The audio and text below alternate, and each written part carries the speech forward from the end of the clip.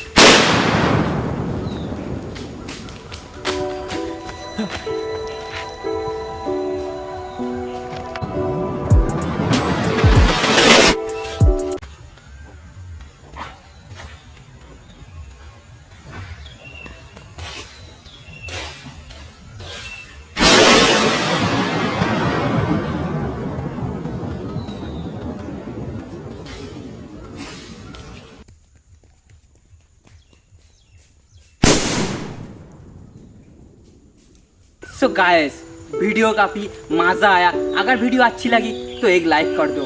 So friend, अभी हम घर चल रहे हैं, नेक्स्ट वीडियो में मिलेंगे। सो फ्रेंड, जाने के पहले मैं बोल रहा था हमारा चैनल को सब्सक्राइब कर दीजिए और बेल आइकन को दबा दीजिए। हमारा इंटरेस्टिंग वीडियो सबसे पहले देखने के लिए हमारा चैनल को बेल आइकन घंटी बजा दीजिए। So friend, good bye.